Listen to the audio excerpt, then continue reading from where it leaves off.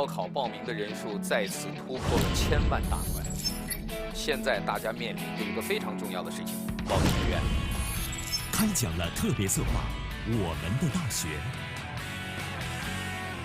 这个学校相当了不起，它刚刚度过了自己的112岁的生日。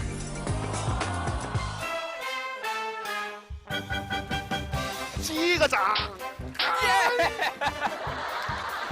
您是我见过的最帅的校长。之一。他是同济大学校长陈杰。我到同济大学工作到现在，还不满周岁。任职不到1年，这位新校长眼中的同济有何不同？体育活动非常多，龙舟赛呀、舞龙灯啊都有。同济大学还给同学安排了大排档，去了3次，排队排到我呢，卖没了，没吃上。作为大学校长，又该如何为学子解忧？我是一名高中学生，但是却没有明确的目标，马上就要选专业了，怎么办？很简单，3个字。校长任期结束的时候，你会希望同学们怎么评价你这位校长呢？我们的大学本期演讲者陈杰。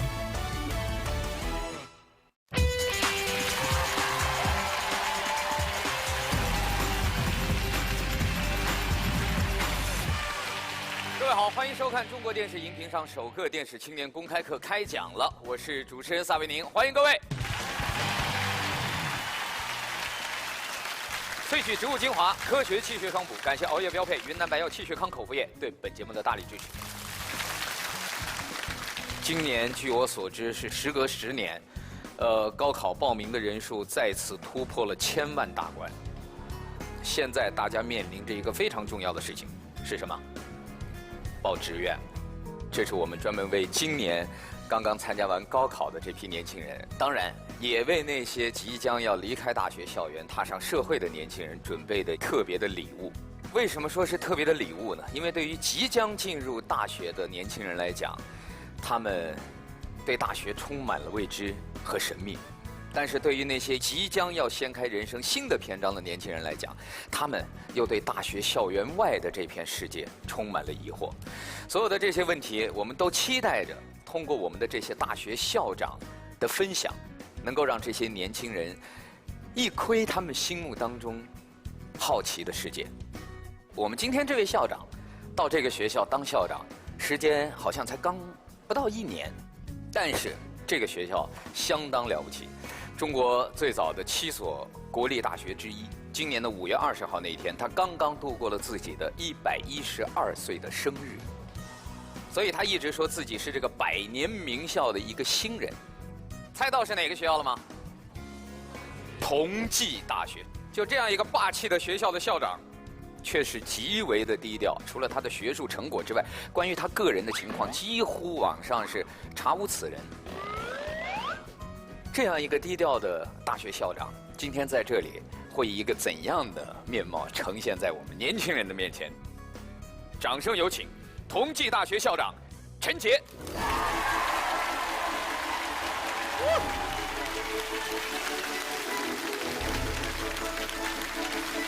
陈校长您好。击个掌！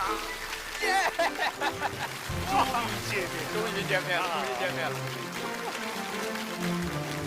谢谢各位，请坐。陈校长出场，大家跟你心目中想象的一样吗？本来大家以为112岁的名校的校长出来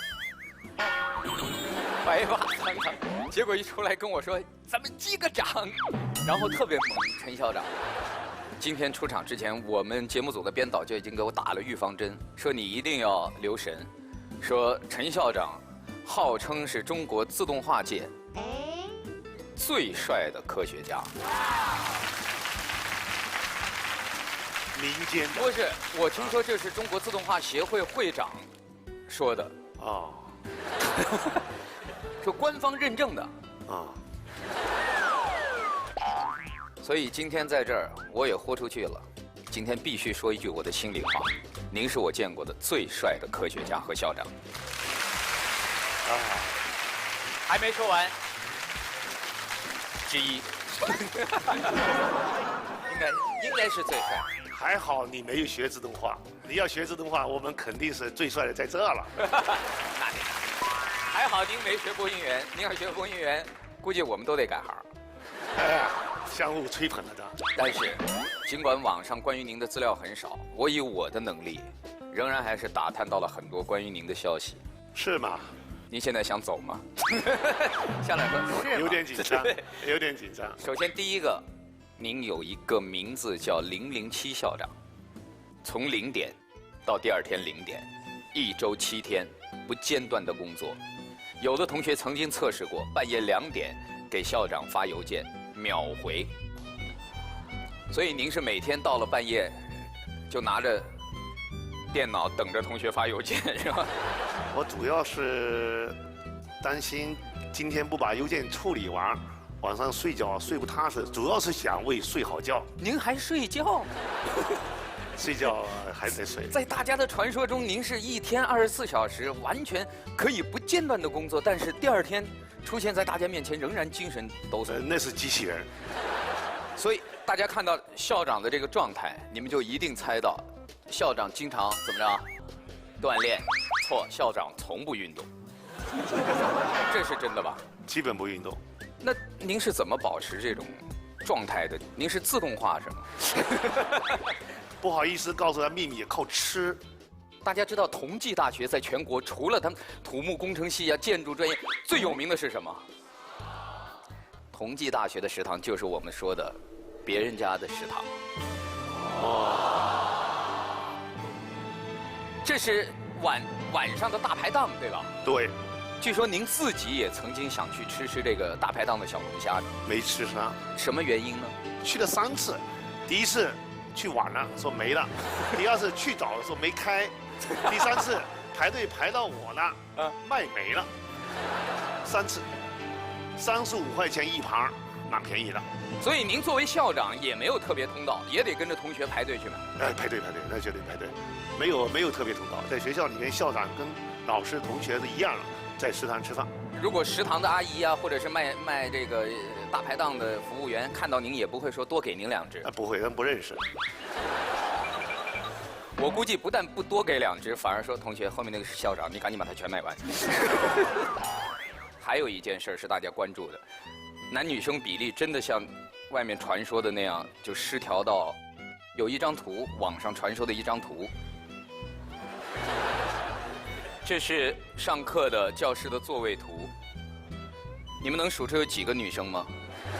这个可能是某一个专业的可能情况，但是从整个学校发展，现在是综合性多科性大学，包括文科，包括我们艺术传媒，包括设计，所以它的女生比例也很多。稍微是。所以现在一个男生比例没有像这样那么夸张。这可能是某个专业。对。是哪个专业？现在大家可能要填志愿了。您得告诉我们是哪个专业，好让男生有心理准备。这个有可能是当天是一个女生节，女生去放假去了，没上课，特殊情况，大家不要信。在同济男女比例基本上是比较均衡的。关于这所学校，大家想了解的东西太多了。接下来把讲台留给陈杰校长，有请陈校长为我们开讲。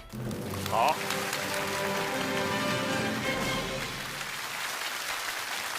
感谢各位年轻的朋友们，我叫陈杰，同济大学第24任大学校长。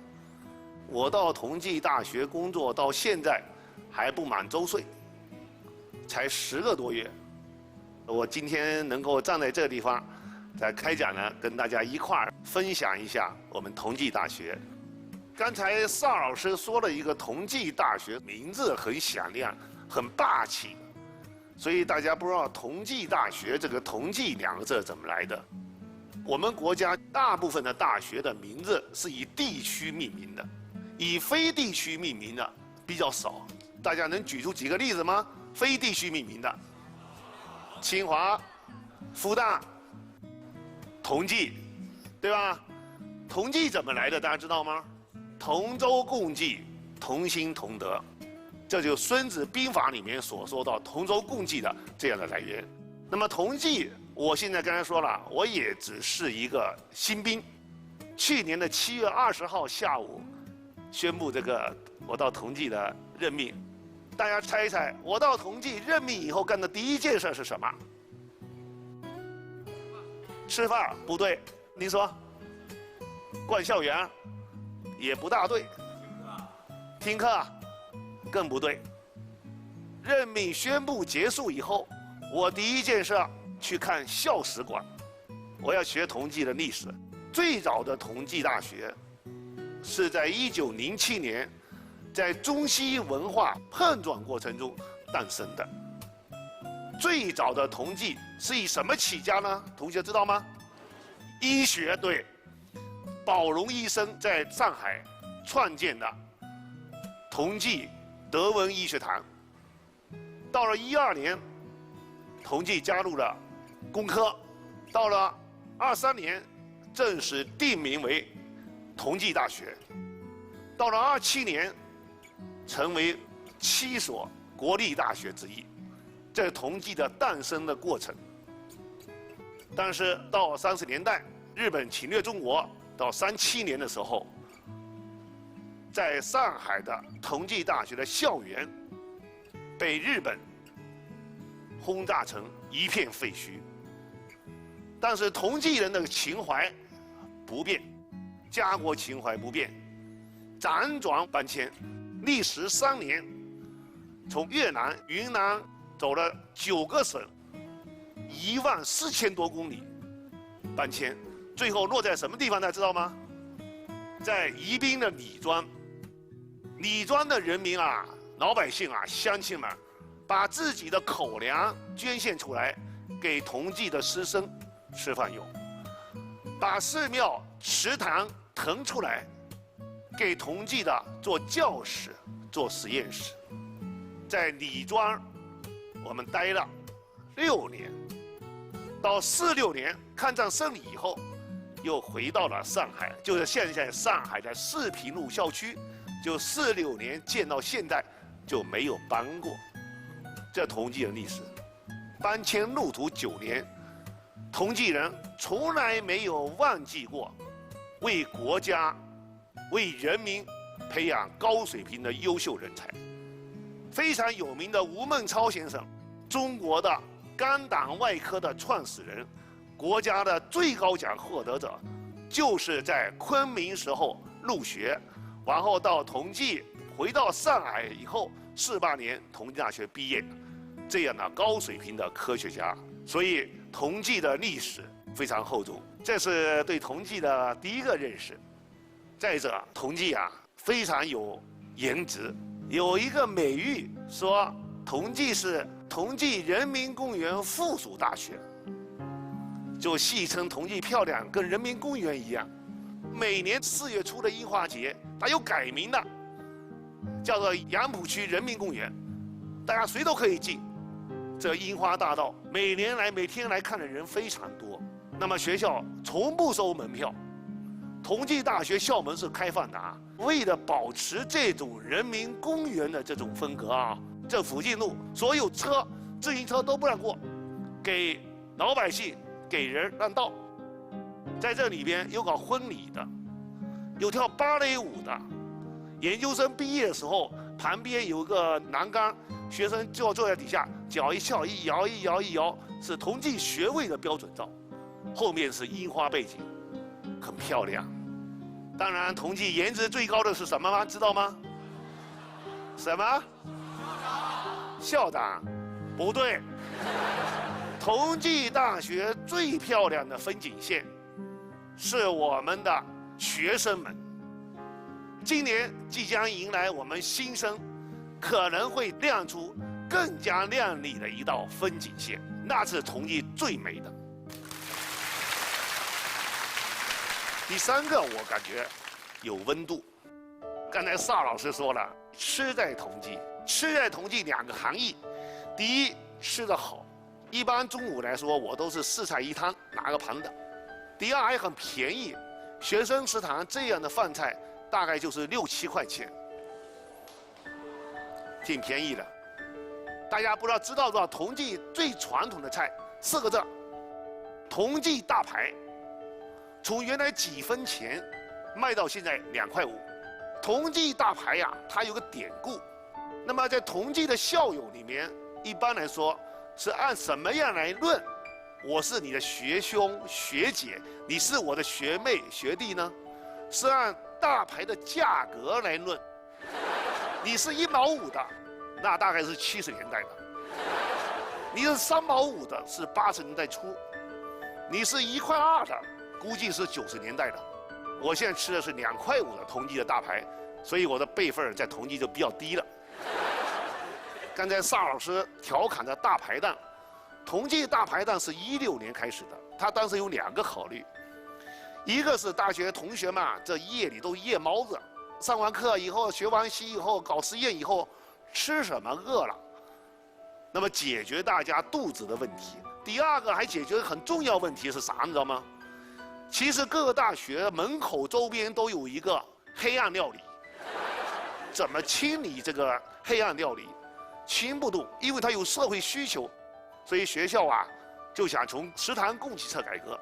这同济有温度，那么学校的文娱设施非常好，体育活动非常多，攀岩呐、舞龙灯呐、什么龙舟赛呀，这对我们年轻的学子到学校去，提供那些足够好的环境，吃喝玩乐都有。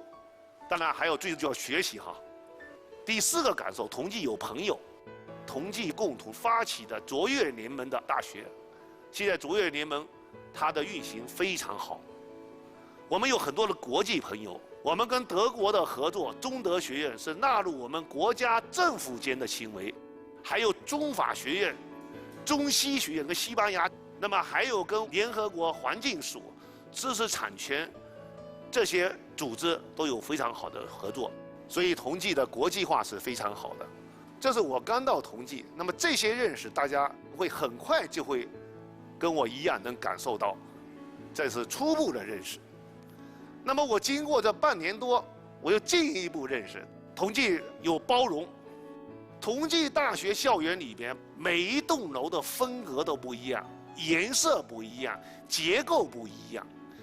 一般来说，大学里边都希望自己的大学的建筑物是一种风格，要不红砖，要不灰色。同济大学楼各不一样，这说明同济的文化的多样性。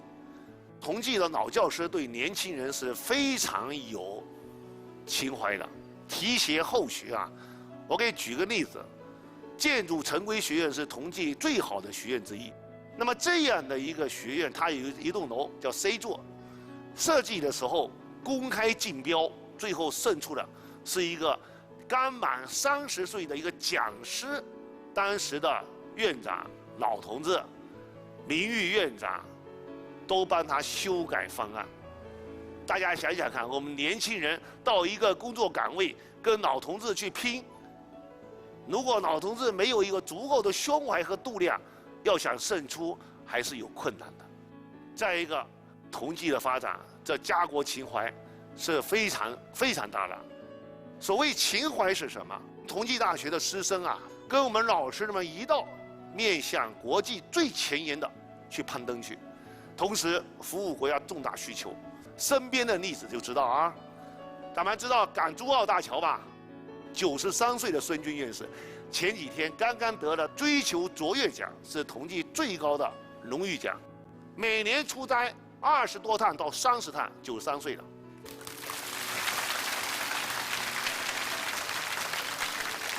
这港珠澳大桥就汇聚了孙军院士所带领团队以及同济大学其他团队共同的奉献。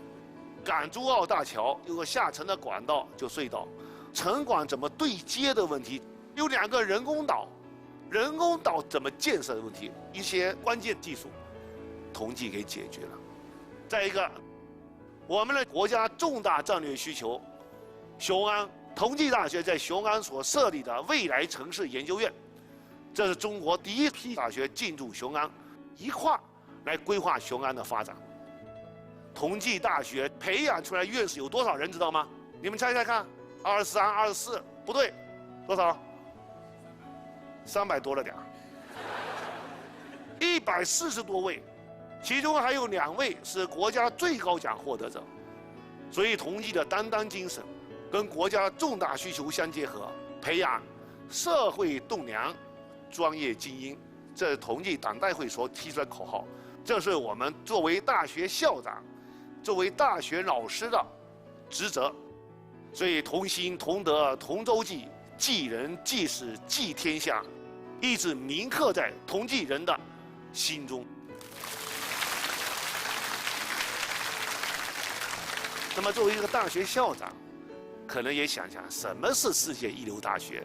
我谈个个人观点，一流大学应该是世界优秀学生最向往的地方，全球的尖端人才的聚集地，拔尖创新人才的培养地和摇篮，是科学发现、科学发明的发祥地。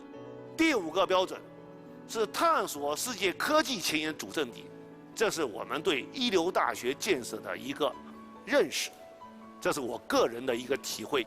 我想这个同济大学还是值得大家在填志愿的时候认真思考落笔的一个难得的好大学。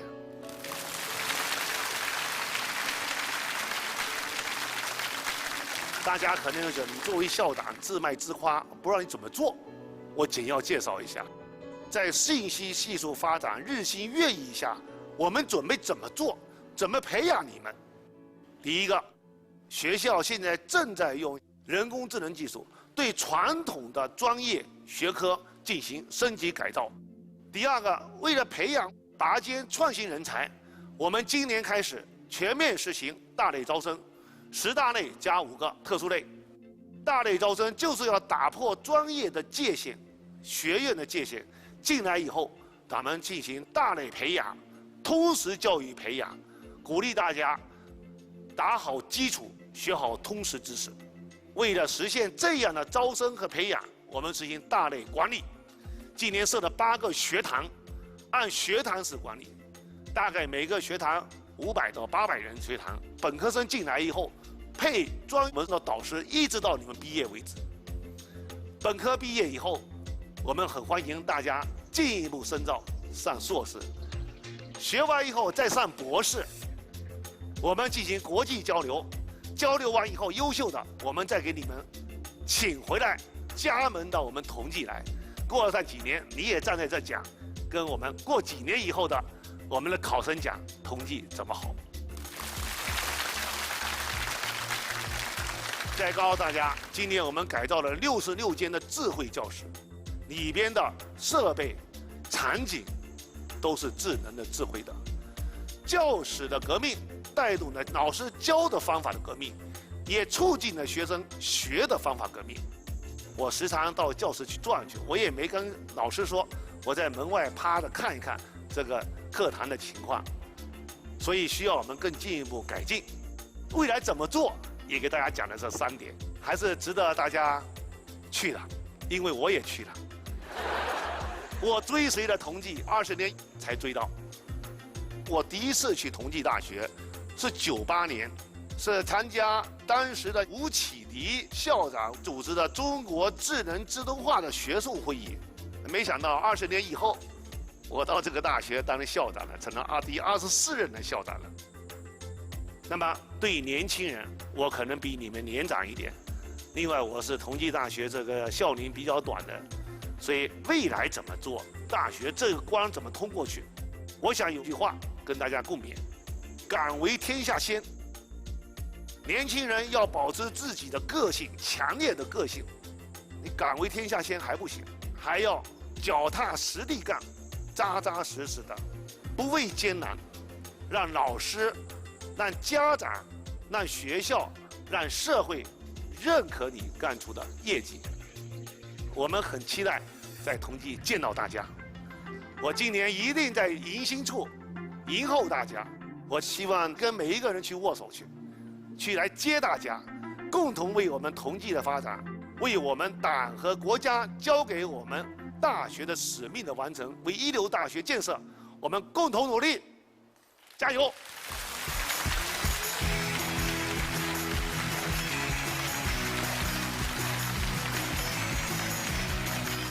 萃取植物精华，科学气血双补，云南白药气血康口服液，熬夜标配，邀您继续收看开讲了。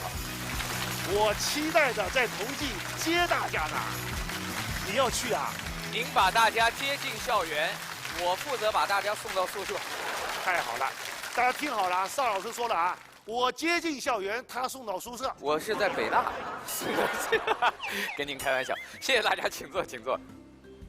每一个大学的校长对自己这个学校的感情，完全都体现在他给这个学校做广告、做宣传花多大的劲儿。有的大学的校长对学校爱得不得了，但是一旦让他做广告的时候，他还真有点羞涩，可能还是那种软广告，隐藏在自己的演讲中，告诉你大学怎么好怎么好。您是我见过的第一个就直截了当告诉大家，同济大学值得大家去。而且理由是什么？因为我都去了。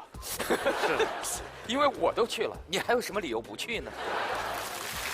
这个广告响了。在您刚才开讲的过程中，我们通过央视网图文直播，除了现场的观众之外，很多的网友听完您的演讲，也都积极地发来各种问题。我们首先进入全民小纸条互动环节，先看一下网友给您提的问题。陈校长您好，我是一名高中学生，马上就要选专业了，怎么办？第一个，凭自己的兴趣，很多科学研究是兴趣驱动的，同时我们也要结合社会发展、国家需求。第二个，在大学里边，刚才说了，按大类招生，大类招生就是给大家提供这样的一个机会，学了1年或者2年以后，根据自己的爱好、自己的兴趣来再选专业。那么选错了还没关系，对于优秀的学生可以转专业，所以大家不要被这个吓唬住了，自己拿主意。我给大家提供一个更简单的办法，比校长说的这个简单，抓阄。如果在几个专业和兴趣当中你摇摆不定，你可以先拿铅笔填一个，然后放下。如果过几天你仍然没有后悔，或者说没有心里老觉得不踏实，那可能就是它了。但如果过了好几天，另外一个专业始终还在你心里，没事就出现一下，没事就出现一下，弄得你茶饭不思的，老觉得有什么事儿没落听。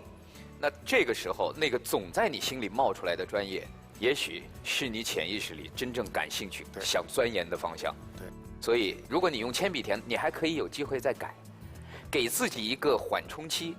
当然，这些都是个人的一些建议和方法，不一定适用每一个人，完全看你们自己在这个关键环节上什么办法最适用你们自己的情况。接下来，现场的观众写了好多小纸条问题。第一个观众的问题非常有诗意，他是用了2句诗来表达他此刻的处境。一入工科深似海，头顶越来越清凉。您怎么看？我认为能提出这个问题的人，他已经向着科学道路迈出了一个坚实的一步了。首先能知道研究，尤其是自然科学、工科的研究深似海，永无止境。第二个，头顶发凉了，还是保持清醒的头脑，还在往前进。我应该给这个点个赞。这是哪位观众问的？哦，是个女生哎，头发很多啊。你是工科生？我是工科生。学的什么专业？航空航天大类。学工科特别累吧？对，我觉得挺累的。所以那个头顶越来越清凉，是指的你身边的男生吗？男女都有，可能女生头发多一点，看不出来。所以你后悔吗？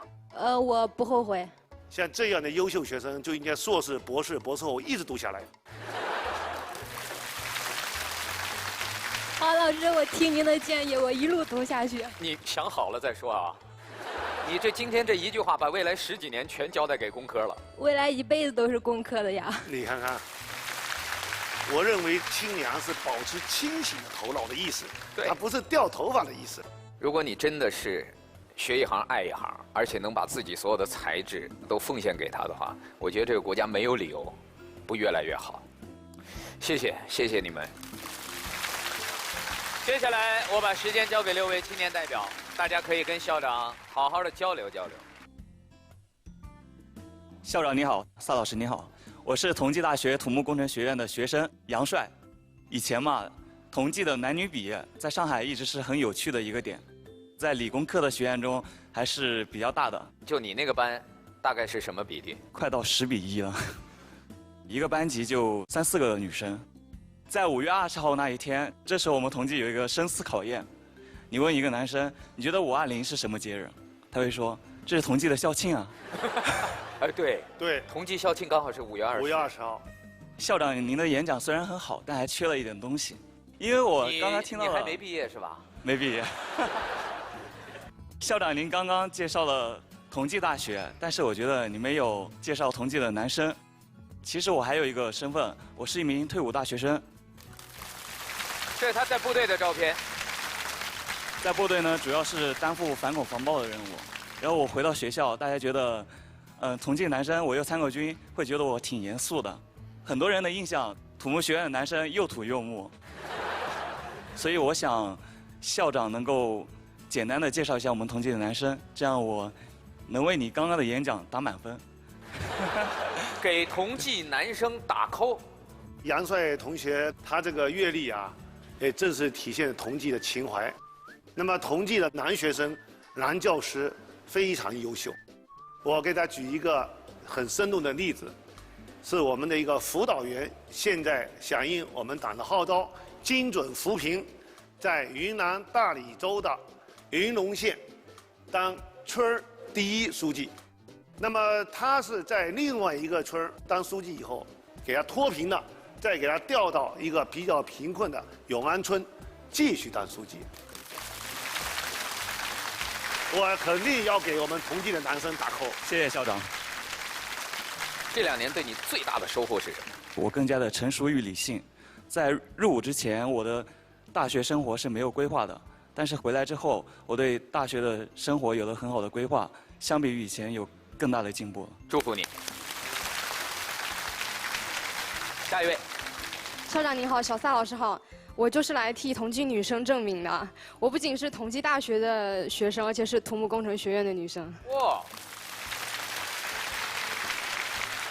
对，我就想说，同济的女生不是胜在数量上，而是胜在质量上。同济出品必属精品。刚才校长在演讲的时候，他提到了好几个问题，然后我都答上了，因为我是一个大5的老学姐了，我在同济已经待了5年。我在2014年考取同济的是医学院，然后经过了1学年的学习之后，我在同济这种工科大环境的驱使下，转专业到了土木工程学院。同济的医学院和土木工程都是最棒的专业。对，那你应该是属于学霸级的人物。没有，就是还是典型的学霸的回答。我现在大4，然后研究生的话，是有拿到说香港科技大学、港大还有英国帝国理工谢菲尔德那些录取，但是现在就有一个很困惑的，就是你还困惑啥呢？就是我们大学里面，其中有一些课我就觉得看上去非常的难，而且实际应用不那么强。我们需不需要选择性的放弃一些，就是对于我们自己专业领域而言，看来没有那么实用，而且又难度比较大的学科呢？我说一个例子，就是我大1入学法律系，法律系同学如果选修高数，4个学分，一门课给你4个学分，一般我们的必修课可能都2学分什么的，全班同学呼啦啦报名。我说天哪，我选择文科就是为了永远不想再见到数学。我后来当时就撂了句狠话，我说我就看看我不学高等数学我能不能活得下去。我可以告诉大家，活得还挺好。我觉得不一定，很现实的问题。以后你怎么教你的孩子啊？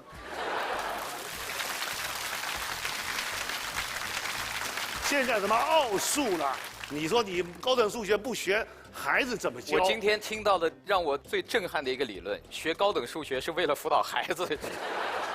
我个人感觉，不要被眼前的一点事儿给妨碍了，觉得现在没用，现在不学。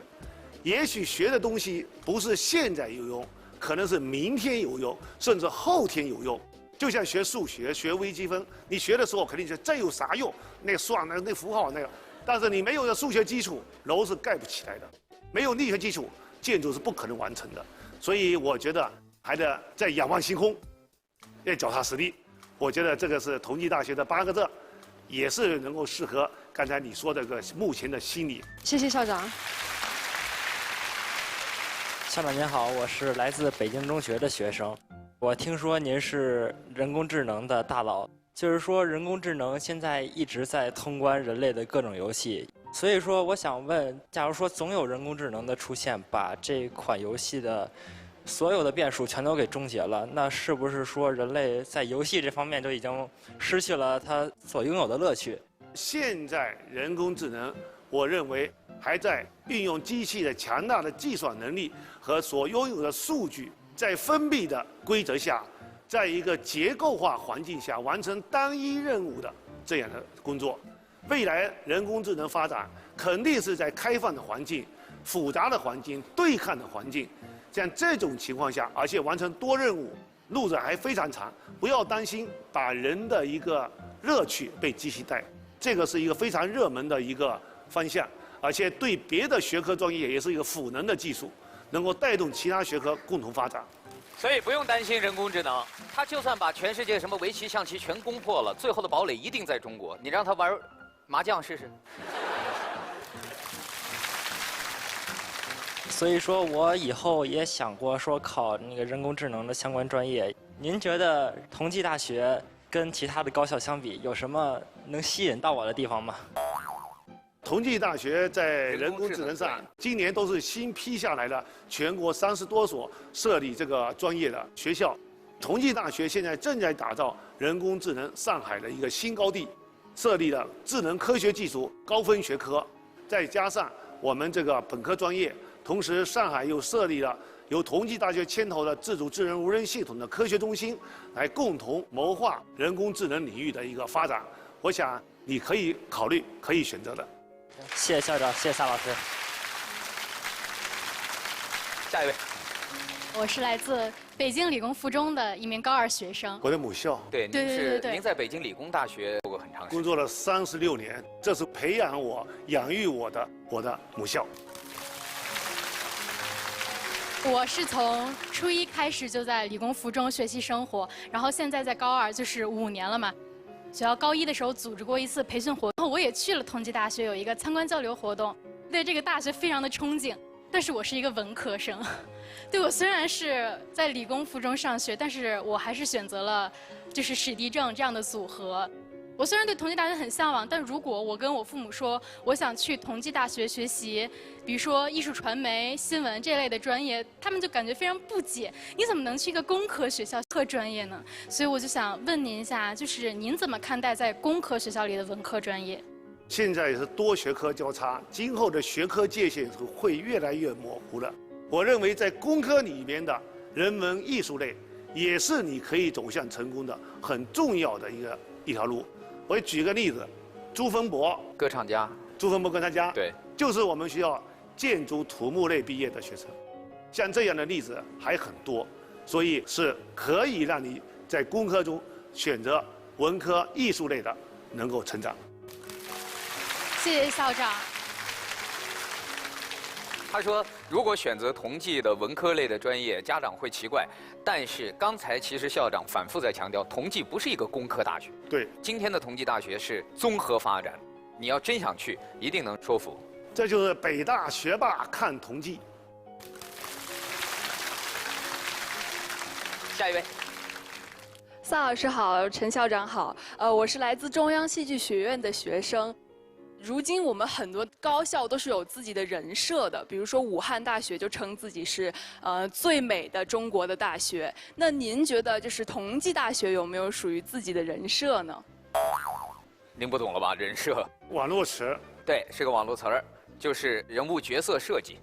同济会是一个什么样的？这个题应该是今天最难的题，因为我是1年级新生，还没满周岁，所以你提给我问题了。我只能根据我对同济的认识，试着讲一讲。我觉得我讲的不对的话，我就请北大学霸萨老师看同济，他给我们做补充。您现在不用管我的人设。如果说要做同济的人设，3个字：擎天柱。好。据我自己的知识所了解，最早是《水浒传》里边第74回描述了擎天柱。在我们古代里面所说的昆仑山脉上8根大柱支撑起这片蓝天，这就是擎天柱。它是指有担当重任的这种的意志，这种的坚强，这种坚韧不拔的，更是作为一个大学具有顶天立地作用的这个大柱子。不知道我这准确不准确，代表个人。最后我们还得请这个北大博。您不用请我。北大，您可以回同济以后啊，进行一次同学调查。校长在开讲了为同济做的这样一个擎天柱的人设，同济的同学是否赞同？这有几个同济的？你们可以回去在网上投票一次。谢谢。最后一位。陈校长您好，萨老师您好，我接下来会选择在国内读研。我身边也有很多的朋友，他们选择出国读研。而现在客观环境下来说，整个人才市场还是偏向于海归的人才，在我们生命科学领域也是比较突出的这个问题。那么陈校长，你觉得我们作为国内本土培养的学生，怎么样提高自身和海归人才竞争的竞争力呢？我认为在国内是上大学一点不比国外上大学、上研究生差，因为同济大学有一批非常优秀的教师队伍。刚才说了，93岁的孙军院士，我再举一个例子。我们的海洋学院的汪品宪院士，82岁的时候3次下潜南海，到海底观测海底的神秘的奥妙。这些老先生带领了同济很好的团队，足够指导你在科学中进行遨游，这是一个。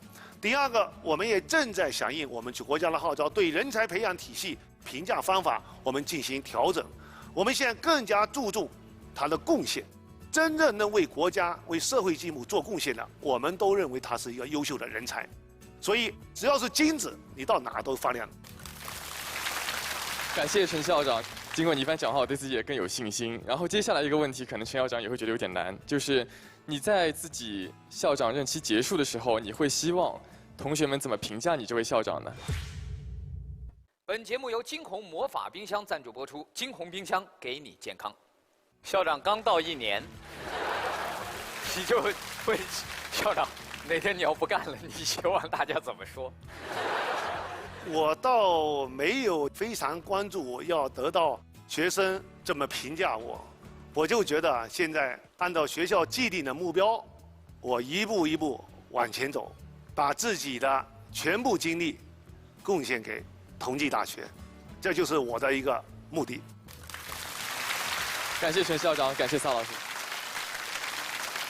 我们从这些校长的背后看到的是中国的高等教育的工作者们，他们在努力的方向以及他们的决心，而他们的努力并不是说把每一个校园都建成公园一样漂亮，当然这是其中一个任务。他们的终极目标是为了在座的各位，是为了让你们每一个人的心灵拥有一片真正的有价值的精神的家园。